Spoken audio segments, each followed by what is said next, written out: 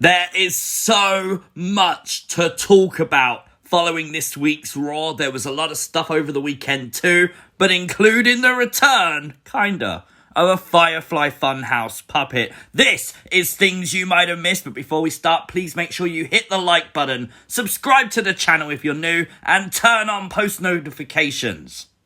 Oh, it's back. It's time for everyone's favourite things you might have missed segment. Except for my neighbours. Ladies and gentlemen, boys and girls, it's Puppet Watch!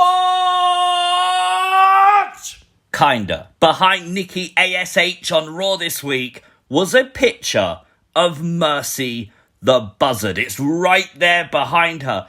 Absolutely no idea why. I know it's a picture of Mercy because this is my current WWE display, and I have that picture on the wall. I know exactly what it looks like. And a massive shout out to Yowie Wowie who did this, obviously to sort of grain the image a bit so you could see it a bit more clearer and compared it to that picture. 100% it's the picture of Mercy from the Firefly Funhouse box they sold on WWE Shop. The interesting point here is why? There is no other pictures hanging up anywhere that resemble any WWE superstar or anything. We're used to seeing puppets, actual puppets, pop up backstage behind the WWE superstars. We've never noticed a picture of a puppet before. So maybe this is part of the evolution of the Funhouse. Maybe Bray did say that this would be an all-new season. All-new season means you do things slightly differently. Maybe that's what it means. Could it mean a return of Bray Wyatt very soon? It definitely could. It could also mean that that box contains the items for the Firefly Funhouse puppets, and putting a picture on it is kind of labelling it, which is a good thing if that's what it means, because it means they're transporting those items around, which you wouldn't do. You wouldn't pay the money to do if you didn't plan to use them anytime soon. So the only reason I can see that picture being there is a positive one. If there was loads of other pictures around the place, yeah, I agree with you, it's insignificant. But there isn't. Why just one single picture of Mercy? I don't know. I'm hoping that this resembles some kind of hope that the Funhouse is back very, very soon indeed. We also had a recap this week on Raw of Eva Marie's literal trip to Alexa's playground the week prior.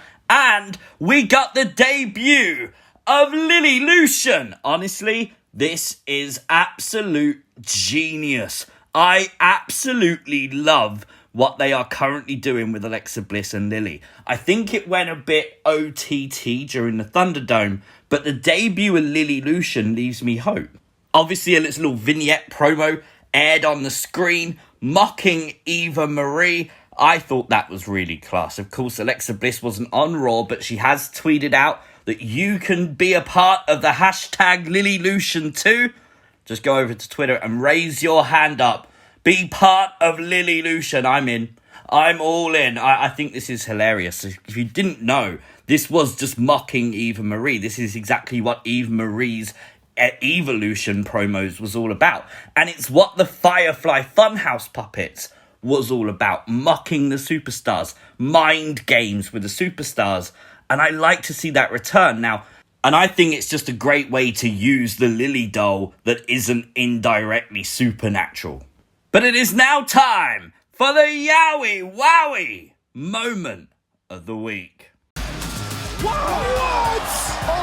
Reginald doing all his flips and dives. Honestly, this was amazing. A great way to get eyes onto Reginald.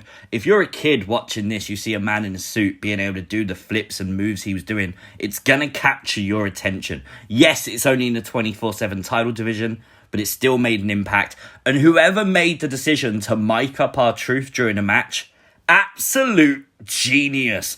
For a match where the crowd might be a bit quiet, this was a fun way to add some noise to the match. We interrupt this broadcast for an important message from Firefly Funhouse News. Newsbreak. There is a brand new Alexa Bliss Play and Pain Case Keeper available on WWE Shop to hold your cans in, lager, beer, soda, whatever you want. Of course, Alexa Bliss has got a new action figure coming out, seemingly her first action figure, probably with Funhouse Alexa. Obviously, these things take a while to make. It's a prototype image on the right, but it's interesting to see that it's finally on the way. You have to normally wait about a year for these things to come out. And of course, the Burnt Fiend. The Burnt Fiend is going to get an action figure. Kind of worried when he debuted at WrestleMania as the normal Fiend again, because obviously you want to see this Burnt Fiend action figure. We're still getting it. Well done, Mattel. And we're going to be getting a version of Funhouse Bray. You know, that Mad Hatter Bray Wyatt from the Firefly Funhouse with Alexa Bliss. I love this figure. It looks really cool. This is a WWE Superstars line. Kind of looks like the Masters of the Universe figures that Mattel have been making for WWE recently. So obviously I've probably lost the branding for that. So they're just making these figures WWE Superstars. It looks super, super cool. If you haven't seen it, WWE Auction, it's now sold, so don't go and bid, actually had a signed Lily doll, signed by Alexa Bliss, and of course, look at the bid. $1,600. Wow. Alexa is money. Now, these sold out super quickly. Of course, Topps and their WWE Slam Attacks 2021 cards, they released an exclusive Lily card. So if you want the first WWE Lily card, it will probably be available on eBay if you search it up. Also, speaking of out of stock, Alexa's most recent t-shirt on WWE Shop is sold out already. That is insane. On Raw this week, it did seem like Natalya seemingly suffered an injury. Obviously, she was helped to the back and she didn't finish the match. She sort of stayed on the outside of the ring while Tamina finished the match. So best wishes to her. I hope everything's fine with her. And also best wishes to Jeff Hardy. He came out over the weekend that he had tested positive for COVID-19. Honestly, bad timing for him. He just entered a huge storyline with Karrion Kross. I'm sure a couple of weeks he'll be back. So, best wishes to Jeff Hardy too. But Karrion Kross himself was on Raw this week. Of course, this time with a victory over Keith Lee. Keith Lee versus Karrion Kross on Raw. Really cool to see. I think it was cool. I think it was a good match. Really good match. And of course, Karrion Kross and Scarlett Bordeaux have taken to Twitter to share their thoughts. Again, Scarlett teasing patience. Patience is a virtue. She was actually trending, that people obviously saying they want to see her and stuff. And her reply obviously is patience is a virtue.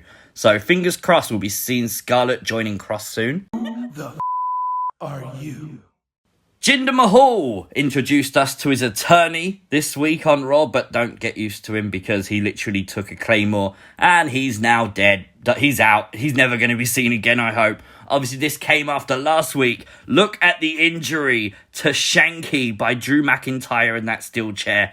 Oh my God. Taking it like a boss. Hard-hitting wrestling right there. Honestly, I just want to show the picture. It looks brutal.